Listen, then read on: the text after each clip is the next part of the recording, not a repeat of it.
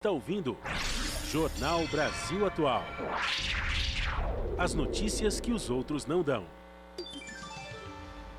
Agora são 7h59 e vamos fazer contato com o professor do Departamento de Geografia da USP, do Programa de Pós-Graduação em Ciência Ambiental, Wagner Ribeiro. Bom dia, Wagner. Bom dia, Glauco. Bom dia, Marilu. Bom dia quem nos acompanha. Wagner, essa crise, decorrente aí da pandemia do coronavírus acaba desnudando outras crises que a gente tem também não só no Brasil, mas no planeta de forma geral, se relacionando, por exemplo, com a questão da preservação ambiental, que é algo que você sempre toca, sempre fala aqui, mas infelizmente nem sempre as pessoas se dão conta, mas isso acaba ficando bastante explícito durante essa crise e também sua relação com as inúmeras desigualdades que a gente tem, em especial no Brasil, não é? É verdade, Glauco. O que a gente queria comentar hoje tem relação direta com essa sua importante introdução. Nós estamos vendo aí hoje, infelizmente, uma pandemia no mundo, né, mas que de algum modo estava prevista, né? Nós que trabalhamos com as questões ambientais já de algum tempo e também colegas que trabalham na área da saúde, hoje tem um conceito muito importante de saúde global, tem até um programa de pós-graduação na Faculdade de Saúde Pública dedicado a estudar essas questões. Ou seja, existe já hoje muito material acumulado, muita reflexão de como pode surgir uma pandemia dessa ordem e o que causaria esse tipo de ação. Eu queria ressaltar dois aspectos ambientais que levam a esse tipo de problema. Um deles é, sem dúvida, o aquecimento global.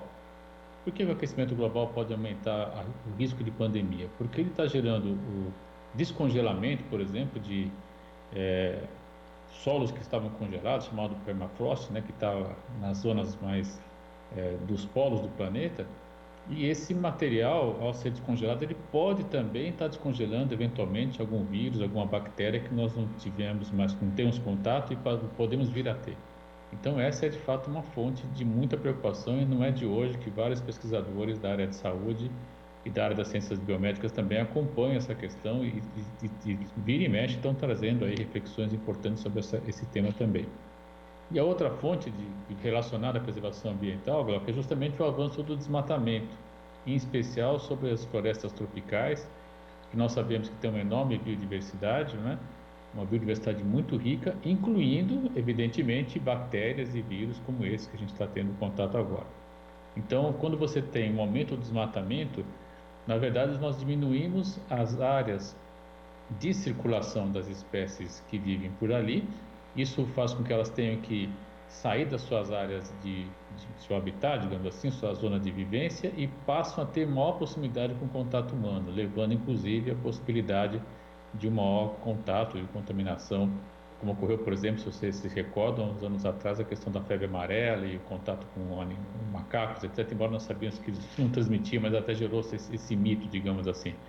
Então, essas duas fontes, o avanço do desmatamento e a mudança climática, elas devem ser ponderadas como uma forma, infelizmente, de aumentar o risco, a probabilidade de nós termos contatos com vírus e bactérias até então desconhecidos e que, é evidente, quando nós temos esse primeiro contato, gera esse temor geral, essa pandemia, porque nós simplesmente não temos anticorpos e não temos também maneiras artificiais de combater esse tipo de ação, que seriam as vacinas e medicação. Então, não é uma surpresa, infelizmente espera-se que outros tipos de ações, ocorrências dessa escala, inclusive, possam ocorrer e até eventualmente com maior letalidade.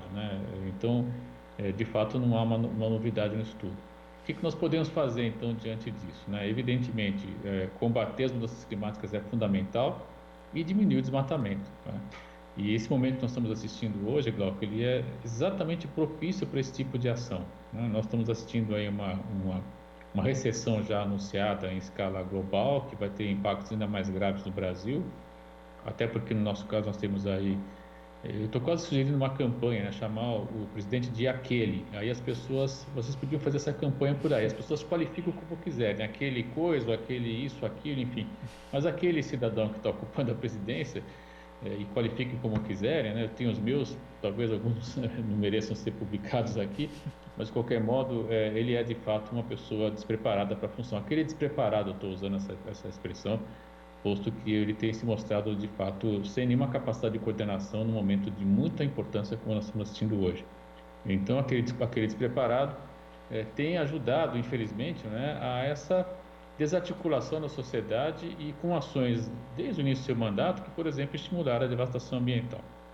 Então, nós temos aí um conjunto de situações que faz com que a gente reflita de que nessa transição de sair dessa crise para construir um novo modelo de organização social, nós temos uma oportunidade muito rara de praticar aquilo que a gente já vem insistindo há algum tempo, que é a chamada transição justa, transição para uma nova maneira de organização da sociedade, não mais baseada no consumo, não mais baseada no uso intensivo dos recursos naturais.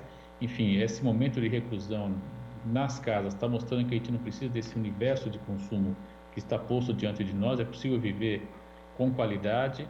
E aí surgem algumas questões importantíssimas, né? O que nós precisamos para viver fundamentalmente, a gente está vendo isso agora, né? Alimento de qualidade, agora há pouco a rádio veiculou mais uma campanha importantíssima sobre alimento de qualidade, energia se mostra fundamental, internet se mostra fundamental, enfim, nós temos aí, porque ela permite algum tipo de sociabilidade, ainda que não seja presencial.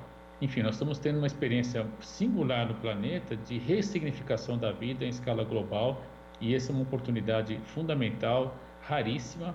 Ainda ontem, falando com os alunos, nós estamos fazendo algumas reuniões virtuais até para mantê-los informados, etc., e liberar um pouco da angústia que eles estão sofrendo.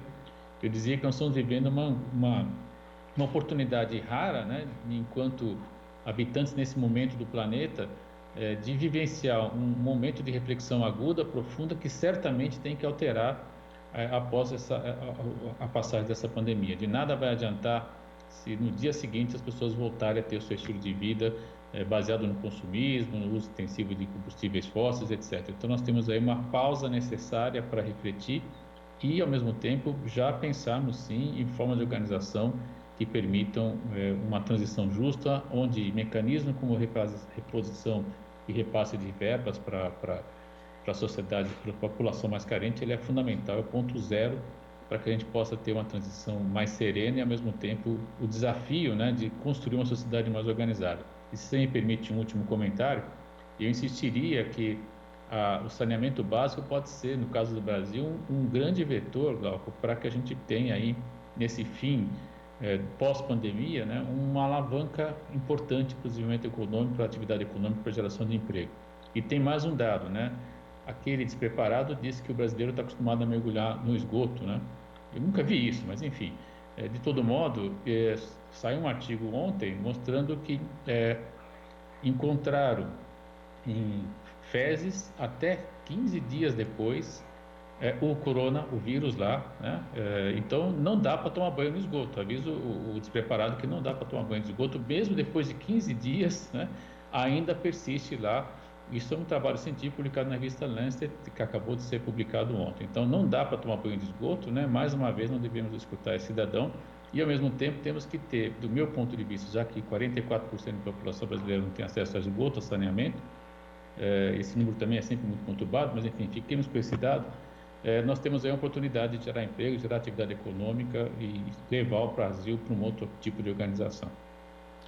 Pois é, Wagner, é importante que as pessoas, né, ao invés de acreditarem, às vezes até divulgarem, como algumas lideranças políticas o fazem, boatos e mentiras a respeito de, por exemplo, de coronavírus criado em laboratório da China. É bom seguir aquilo que a ciência diz, porque já tem estudo dizendo que isso não aconteceu e, como você destaca, Wagner, essas pandemias estão ligadas à degradação ambiental, por isso que é importante a gente acelerar essa transição ecológica. Wagner, vou abrir agora aqui para a participação da Marilu Cabanhas, que a gente aqui segue os protocolos, as recomendações do Ministério da Saúde e da Organização Mundial da Saúde. A Marilu agora vai fazer uma pergunta, Wagner. Vamos lá. Nossa, excelente a sua reflexão, Wagner. Estava aqui, realmente, parece que você conseguiu traduzir, né, exatamente o que todos nós, né, estamos pensando, né? Foi excelente. E eu queria que você também refletisse, né, ajudasse a refletir aqui com a gente, essa virada de chave, né, em relação ao ódio e à solidariedade. E a gente viveu por muito tempo aqui nos últimos tempos, né, no Brasil, essa questão do ódio, também no mundo, né, essa falta, enfim, de cuidado com o outro, né, enfim, nazismo, fascismo voltando com tanta força. e você falou que esse é um grande momento realmente para uma reflexão. Você acha que as pessoas, né, de um modo geral, aquelas que votaram, que elegeram Bolsonaro, que elegeram Trump, que elegeram aí, enfim, políticos de extrema direita, será que caiu a ficha, está caindo a ficha de que é preciso realmente, no mundo, a palavra solidariedade ao invés do ódio, justamente para que a gente tenha um saneamento básico, para que a gente tenha uma habitação adequada, uma educação adequada, uma medicina adequada? Lembro também dos médicos cubanos tão perseguidos, não é, aqui no Brasil, e como esses médicos cubanos estão fazendo falta hoje, né, Wagner? E a gente vê esses médicos chegando na Itália, chegando em várias partes do mundo, ajudando. Será que essa chave vai mudar agora, Wagner? Veja, Marilu, eu espero que sim, né? Nós temos aí algumas mensagens importantes, né? O Papa precisa ser ressaltado, já de algum tempo tem emitido noções, mensagens nessa direção. O próprio, essa semana ainda, o Antônio Guterres, das Nações Unidas, também o secretário-geral, fez uma mensagem importante dizendo da necessidade de uma solidariedade internacional com os países de renda baixa e renda mais baixa ainda. Enfim, então, de alguma maneira, né, vários países, inclusive onde o neoliberalismo está posto como uma bandeira, estão adotando medidas de repartição de riqueza, de distribuição de recursos. Enfim, eu diria que essa pandemia ela tem vários aspectos positivos, inclusive gerar essa sensibilidade. A pergunta é até quando isso vai durar, e também não sou ingênuo de achar que não vai haver uma resposta contundente. Aliás, ela está nas redes sociais, a gente vê aí se são robôs ou não, mas se veicula um pouco o que o Glauco mesmo dizia, né, essa bobagem de dizer que o vírus foi gerado em um laboratório chinês, enfim. E aí teve até a resposta geopolítica da China dizendo que o vírus foi levado pelas tropas estadunidenses que estiveram nos jogos militares lá, justamente em Wuhan, que foi o grande foco. Enfim, aí começa uma série de debates que a gente tem que estar... enfim, quem pesquisa, né, e já existe trabalho sobre isso, mostrando que, na verdade, esse vírus ele veio de uma mutação genética natural, não foi nada posto em laboratório. Como é que a gente combate isso tudo? Aí você deu justamente a direção, né? Mais educação, mais ciência e tecnologia. Esse também é um dado importante, né? Felizmente, as universidades estão sendo revalorizadas, ressignificadas no Brasil e em outras partes do mundo também, porque se percebeu que é por meio da universidade, da reflexão associada à pesquisa de base, principalmente pesquisa básica, né, que a gente vai ter capacidade de ter respostas um pouco mais rápidas. É claro que isso tudo é um impulso, que eu espero que seja uma onda de longa duração, mas já não sei se por conta de idade, de algumas reflexões, eu não sou tão...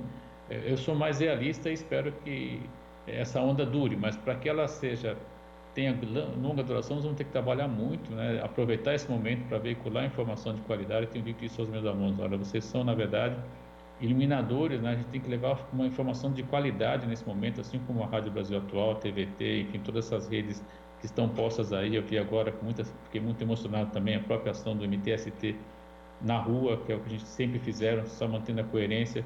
Então, a gente tem sim uma rede importante posta, Marilu, mas ela ainda não é hegemônica. Nós temos que trabalhar muito para fazer com que essa rede ganhe aí cada vez mais capilaridade. Agora, uma coisa eu tenho que dizer, no bairro onde eu moro aqui, eu comecei batendo panela aqui quase que timidamente, e agora quando eu não começo a bater, os vizinhos batem e me chamam. Então, enfim, alguma coisa está acontecendo, né? E já são aí 15 dias de pessoal batendo panela e já estão até criando aí, né? Oh, você não vai bater panela hoje, né? Não, cara, eu estava aqui escovando os dentes, me brincando, vou lá bater a panela agora. Então, quer dizer, alguma coisa está acontecendo e tudo isso talvez gere, sim, sem dúvida, uma nova rede de relação que é fundamental, né? Acho que nesse momento de extrema reclusão, as pessoas estão tendo tempo para refletir também, né? E isso é importante. Espero que estejam fazendo isso, né? Não só, enfim, se preocupando em fazer o teletrabalho, que também eu sei que para algumas pessoas é fundamental, mas ao mesmo tempo já ganhou o tempo do transporte, deslocamento, aproveita para pensar como é que está levando a sua vida, como é que estava levando e como é que você pode vir a levar a partir que tudo isso passa. E vai passar, não tenha dúvida disso. Você falou em MTST, fica aí na escuta que hoje tem Boulos Filho, que o pai também a gente sempre está conversando aqui, biologista, mas o líder, Guilherme Boulos, vai estar aqui daqui a pouquinho, Wagner, fica na escuta. Com você, Glauco. Tá certo, Wagner, queria agradecer muito aqui sua participação e sua contribuição no Jornal Brasil Atual. Até a próxima.